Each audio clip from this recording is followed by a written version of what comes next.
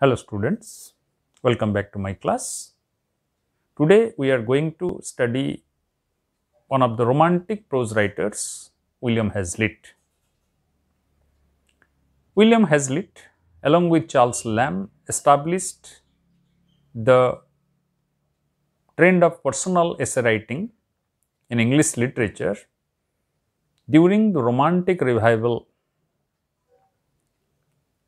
And as an essay writer, we find in Hazlitt a great variety of themes. He wrote on a wide range of themes like Bacon, and like Lamb, he also indulged his readers with revelation of his own personality, personal experiences, etc. He carried along with him the readers throughout the essay by sharing his likes, dislikes, preferences, etc. But at the same time, he brings into this personal essay a sort of analytical power which was not there in Lamb, because Hazlitt was influenced by S.T. Coleridge at the early part of his career, and as a result he developed a great love for poetry, particularly romantic poetry, and the analytical approach. But the most unique thing about Hazlitt is his exhibition of joy and enthusiasm, which was lacking in Lamb. Lamb was exhibiting pathos, but Hazlitt is all along exhibiting excitement, enthusiasm, a gusto of joy. His joy is infectious. And as a prose writer, he had developed a particular style, a personal style, which is very unique to him. The historians consider him to be highly refined a writer, a very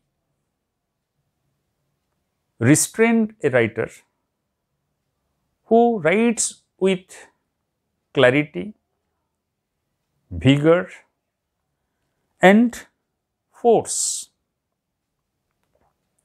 And at the same time, we find in his writing the syntactical structure is very simple, is very short and objective in communicating his feelings, his ideas, his philosophies, thoughts, with a sense of immediacy to the reader. So, the historian Albert says about him that his brief, abrupt sentences have the vigor and directness which his views demand. So, Hazlitt remains one of the most significant essay writer in English literature who can be compared with the great writers like Bacon, Now coming to the present essay on going a journey, as a romantic writer, he emphasizes on journey as one of the most pleasant activities of human life. So he says, one of the pleasantest things in the world is going a journey, but I like to go by myself. I can enjoy society in a room, but out of doors nature is company enough for me. When we look at the essays of Hazlitt, as I have told, that he can be compared with Bacon. So Bacon was a writer of aphorism, and Hazlitt is also equally writes with aphoristic sentences. His sentences are highly condensed and reads like universal truth or proverbial sentences. So he says one of the pleasantest things in the world is going a journey. So undergoing a journey is one of the pleasantest things in the world, particularly in the romantic world. But immediately he says that he doesn't like to go in a company, he wants to go alone. Why? Because he says that the company or the society is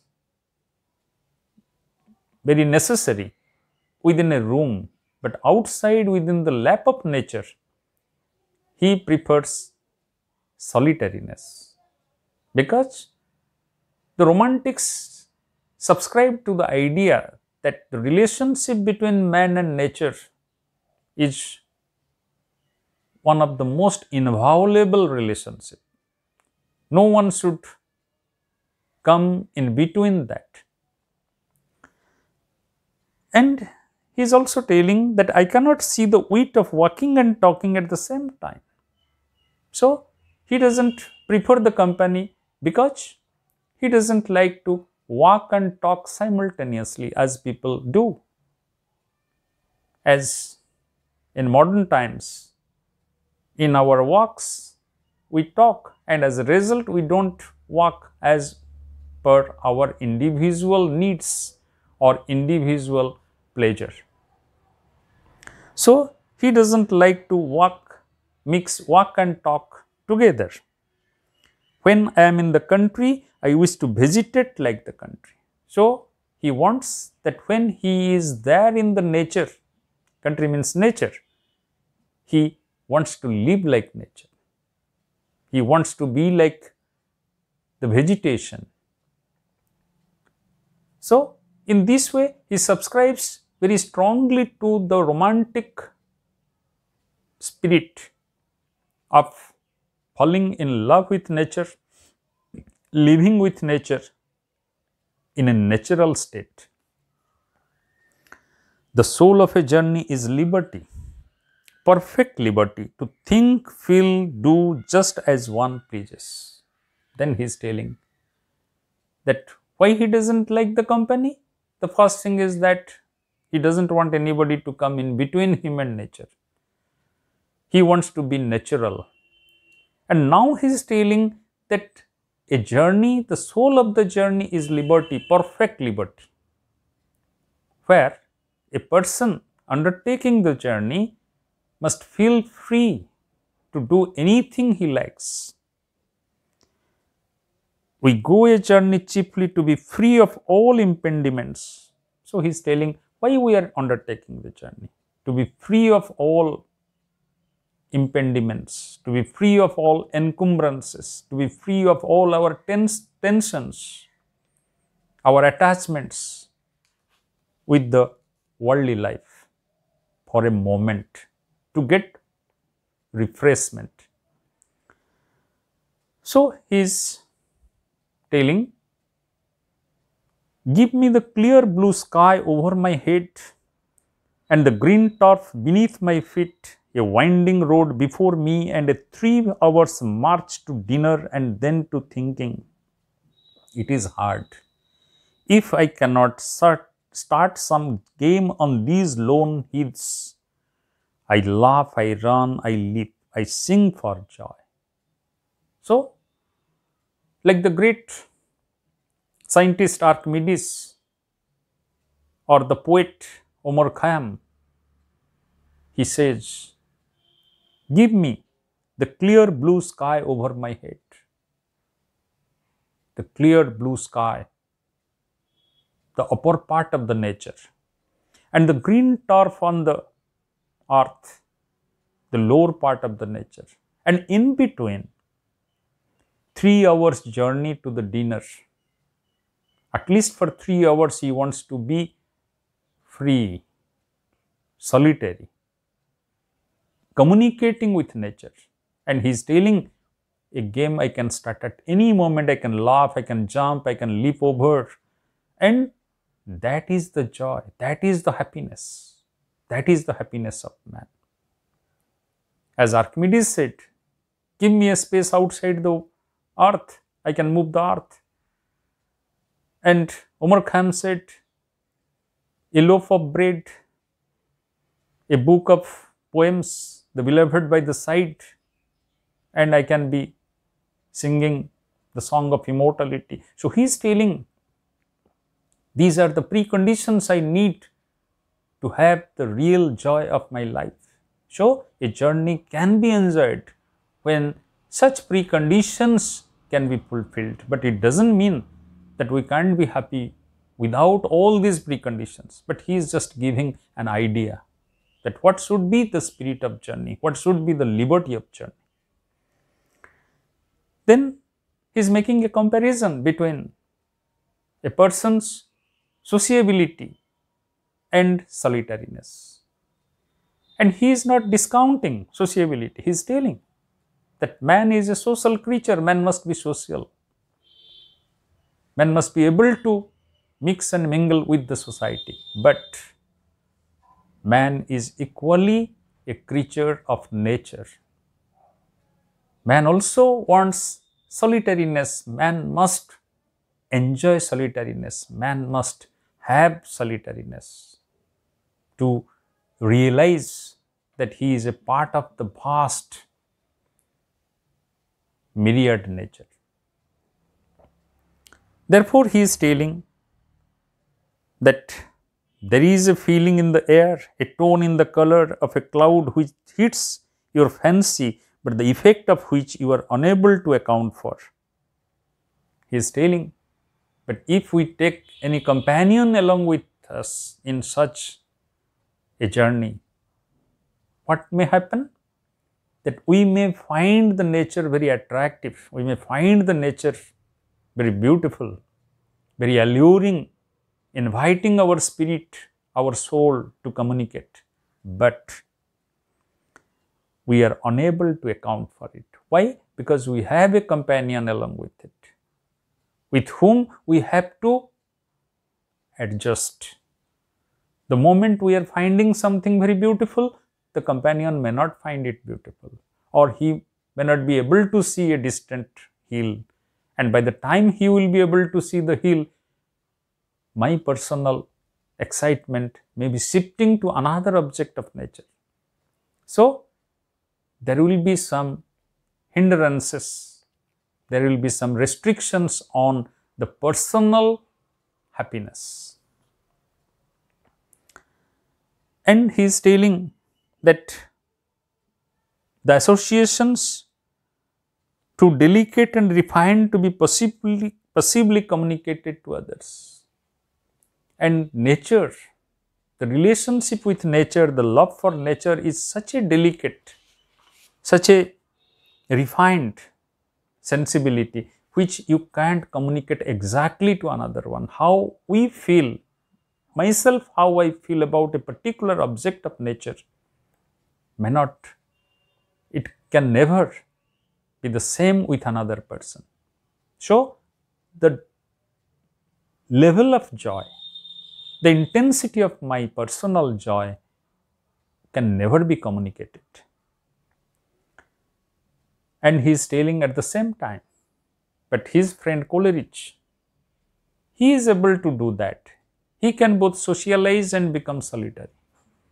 He can enjoy the beauty of nature and he can explain it. He can compose the poem then and there. But these people are very rare. And he is telling, that I am not like that. I am not like Coleridge. Coleridge has the ability. My old friend Coleridge, however, could do both. He could go on in the most delightful explanatory way over the hill and dells a summer day and convert a landscape into a didactic poem or a Pindari code. But all the people are not like Coleridge. So he is telling that at the sight of nature, my fancy, poor as it is, it droops and closes of its leaves like flowers at sunset. Whenever I encounter some beautiful objects of nature, I get excited so much within myself that in the outer world, I may look very lonely, very drooping, or very incommunicative. Therefore, I don't want to keep any companion along with me in such journeys. Then he is going into the other aspect of this journey, that already he had told 3 hours to dinner. So he is telling that when I will be going for dinner to an inn. So in an inn, I don't want to meet a friend or the companion with whom I am moving. Rather, it is a stranger who is most welcome to me. Why? I would rather it were by a stranger than a friend. A stranger takes his hue and character from the time and place. He is a part of the furniture and costume of an inn. So, a stranger is a personality of that time and place of the inn. It is a stationary personality that you encounter. But if you have a friend or a companion along with you, it will affect your privacy, your personality, because the friend will bring out the old grievances and destroys the abstraction of the scene, because the friend has a past with you. So that past will affect the present communication, the present joy and happiness that you have encountered along your journey. He comes in ungraciously between us and our imaginary character. So, the old friend or the companion who is associated with us from some time earlier, he will be in between the individual us and the imaginary world with whom I am communicating during my journey, or even any character that I encounter in an inn. Then he is telling that he loves the inn because the inns are like strangers who appear on the road of his journey with its novelty, with its strangeness that makes him curious to explore. And sometimes he also explored very new things in the inns, like new paintings or new types of food, new people, new types of furniture. So they make him enthusiastic about exploring new things. He gathers new ideas, new knowledges, and makes him more enthusiastic about life. Then he is telling, but one thing is common in all the inns he had come across and the discussions there. It is mostly about the food. When the strangers come across each other, they discuss about their own land, they discuss about the strange lands they encountered, strange people, culture, language, poetry. But one thing is very common and dominating, that is the food. But he thinks that among all the experiences of him, in different inns, it is Llangollen, the inn he loved the most, because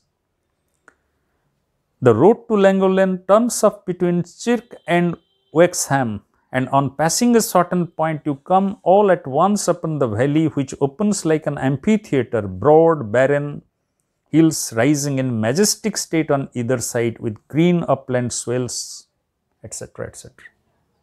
That it is situated in the midst of a beautiful land, a beautiful valley, though it is a barren land, but still it is having the color, it is having the newness or freshness of experience for Hazlitt. So he can never forget Llangollen, the inn. Then he is coming to discuss about the mind, and he is telling that as we go through journeys, what happens? Why we should undertake journey? It is not only to explore the nature, but he is telling it is also to explore our own personality, because during the journey we come across different places, different people, and we find that we love them individually, we love them irrespective of our past experiences. There is hardly anything that shows the short-sightedness or capriciousness of the imagination more than traveling does. That in every traveling we come across different culture, different people, different landscape, and everywhere we change and we find within ourselves a different personality coming out from us. So we experience our own different personalities which are hidden, that comes out when we interact with different aspects of nature, different landscapes, different people, different culture, different food, whatnot. We cannot enlarge our conceptions, we only shift our point of view. But he is telling that why such things happen? Because man cannot have a holistic view of the world.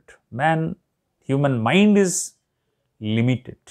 Therefore, we cannot enlarge our conceptions. We only shift our point of view. Our points of views are shifted from one place to another, from one culture to another, from one people to another. The mind can form no large idea of space than the eye can take in at a single glance. The rest is name written in a map. And he is telling human mind is like that. The mind is incapable of viewing or perceiving the whole world at the same time. Even though we had visited different places, we can't bring all those images together. We only have one image, that is what is before our eyes.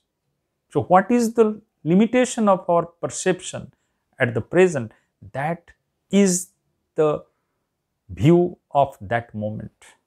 So in this way, we have different perceptions in traveling, and we bring out different views, and we become different personalities, experiencing differences within the self.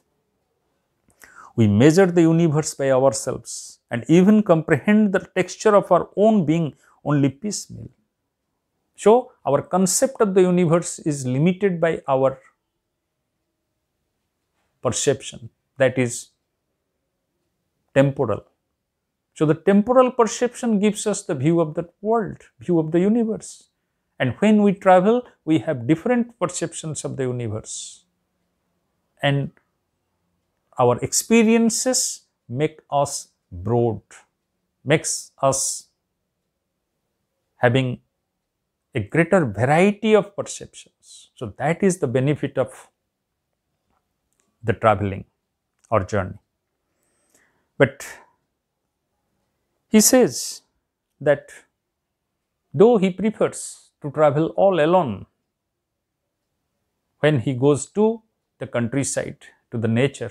But there are two types of journeys which needs companions, and one such is the visit to historical places. I have no objection to go to see ruins, aqueducts, pictures in company with a friend or a party, but rather the contrary, for the former reason reversed. They are intelligible matters and will bear talking about. The sentiment here is not tacit but communicable and overt, because he is telling the historical places, they are intelligible matters. Historical things are intelligible. We have to communicate, we have to learn, we have to discuss. History has different perceptions. So without a companion, the journey to a historical place is not fully or comprehensively enjoyed. And he is telling that as another exception to the above reasoning, I should not feel confident in venturing on a journey in a foreign country without a companion. And the second journey where he wants to bring or take a companion with him is the journey to a foreign land. Why? I should want at intervals to hear the sound of my own language, because he wants to listen to his own language, his own mother tongue from time to time, because when he will be traveling in a foreign land, he will be listening all the time to those foreign language, and he wants to learn, he wants to listen to his own mother tongue. Therefore, he wants to have one companion. That means not only language, in the matters of culture, in the matters of food and other things, with whom he can discuss, with whom he can make a comparison of the foreign culture, foreign food or foreign landscape. Here he needs one companion.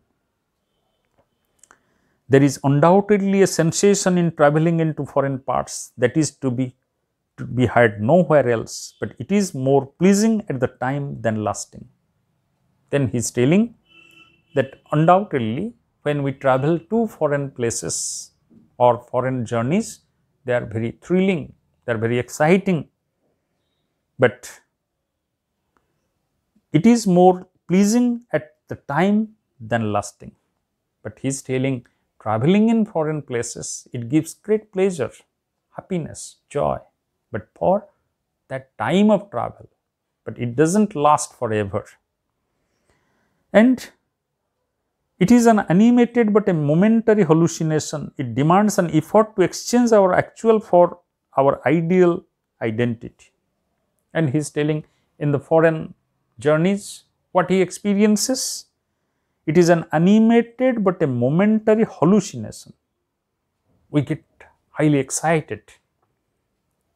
We wonder at the differences, because in our own land we are habituated with our reality, and when we visit another reality, we wonder.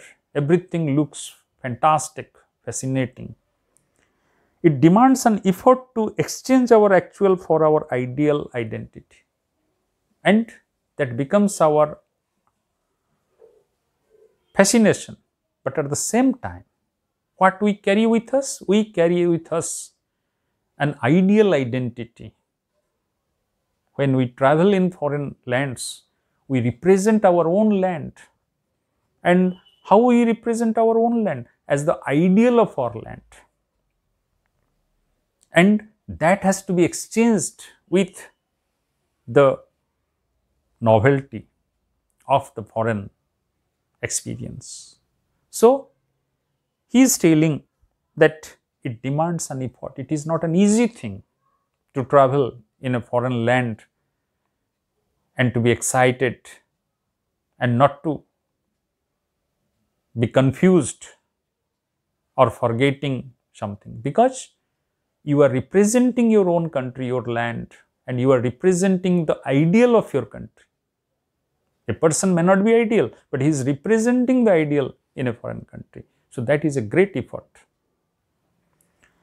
But at the same time, he is telling our romantic and intolerant character is not to be domesticated. Dr. Johnson remarked how little foreign travel added to the facilities of conversation.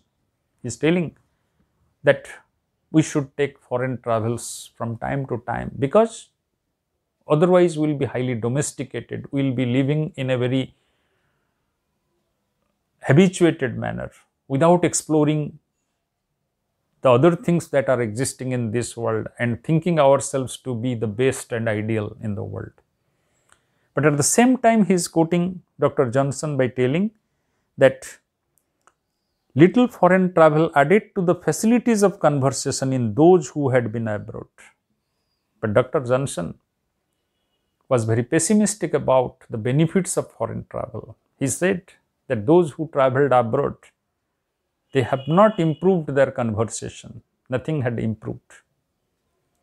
But Hazlitt is not subscribing to the idea of Dr. Johnson.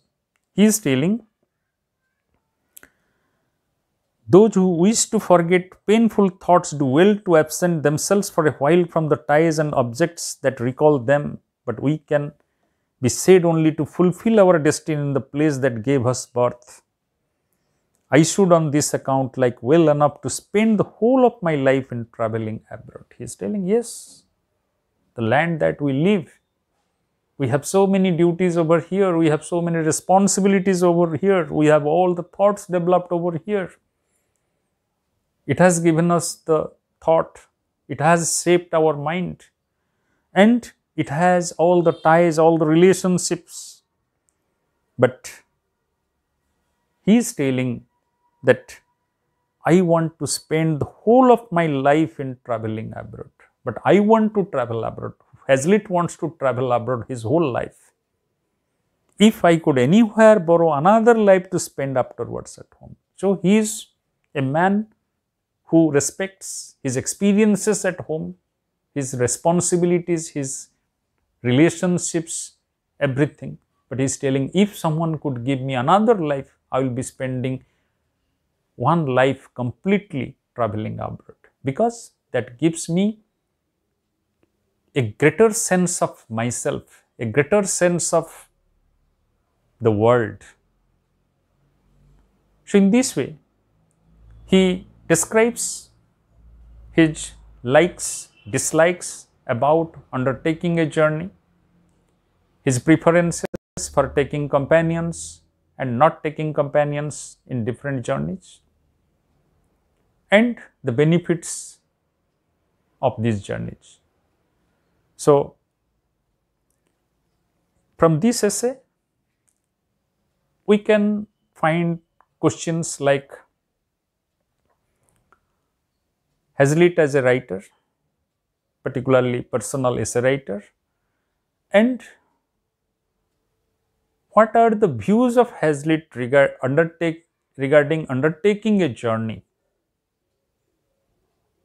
And questions can be asked about his idea about undertaking a journey in the foreign land. We can discuss it later. Now, we will remain here. Thank you.